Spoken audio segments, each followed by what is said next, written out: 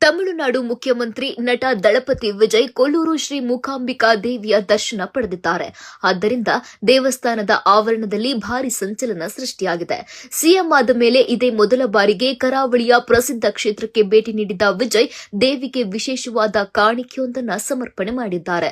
ದಳಪತಿ ವಿಜಯ್ ಮೂಕಾಂಬಿಕಾ ದೇವಿಗೆ ಭಕ್ತಿ ಪೂರ್ವಕವಾಗಿ ಒಂದು ಬೆಳ್ಳಿಯ ಖಡ್ಗವನ್ನ ಉಡುಗೊರೆಯಾಗಿ ನೀಡಿದ್ದಾರೆ. ಕೇವಲ ಖಡ್ಗ ಕೊಡೋದಷ್ಟೇ ಅಲ್ಲ, ದೇವಸ್ಥಾನದ ಅರ್ಚಕರ ಮುಂದೆ ವಿಜಯ್ ಒಂದು ಇಂಟ್ರೆಸ್ಟಿಂಗ್ ಮನವಿಯನ್ನು ಇಟ್ಟಿದ್ದಾರೆ. ವಿಶೇಷ ಸಂಕಲ್ಪ ಕೂಡ ಮಾಡಿದ್ದಾರೆ. ದೇವಸ್ಥಾನದ ಗರ್ಭಗುಡಿಯ ಹತ್ತಿರ ಬಂದ ತಕ್ಷಣ ಸಿಎಂ ವಿಜಯ್ ತಾವು ತಂದಿದ್ದ ಆ ಸುಂದರವಾದ ಬೆಳ್ಳಿಯ ಖಡ್ಗವನ್ನ ಮೂಕಾಂಬಿಕಾ ದೇವಿಗೆ ಭಕ್ತಿಯಿಂದ ಸಮರ್ಪಿಸಿದರು. ದೇವಿಯ ಶಕ್ತಿಯ ಸಂಕೇತವಾಗಿ ವಿಜಯ್ ಅವರು ಈ ಬೆಳ್ಳಿಯ ಖಡ್ಗವನ್ನ ಉಡುಗೊರೆಯಾಗಿ ನೀಡಿದ್ದು ದೇವಸ್ಥಾನದ ಇತಿಹಾಸದಲ್ಲಿ ಇದೊಂದು ವಿಶೇಷ ಕ್ಷಣವಾಗಿ ದಾಖಲಾಯಿತು. ಜೊತೆಗೆ ಶತ್ರು ಸಂಹಾರ ಸಂಕಲ್ಪವನ್ನು ಮಾಡಿ ಕೈಗೆ ದಾರ ಕಟ್ಟಿಸಿಕೊಂಡಿದ್ದಾರೆ. ನಾನು ಕೊಟ್ಟಿರುವ ಈ ಬೆಳ್ಳಿಯ ಖಡ್ಗವನ್ನ ದೇವಸ್ಥಾನದಲ್ಲಿ ದಿನಾಲೂ ನಡೆಯುವ ನಿತ್ಯ ಪೂಜೆಯ ಸಮಯದಲ್ಲಿ ತಪ್ಪದೆ ಉಪಯೋಗಿಸಬೇಕು ಎಂದು ವಿಜಯ್ ಅರ್ಚಕರಲ್ಲಿ ವಿನಂತಿಸಿದ್ದಾರೆ.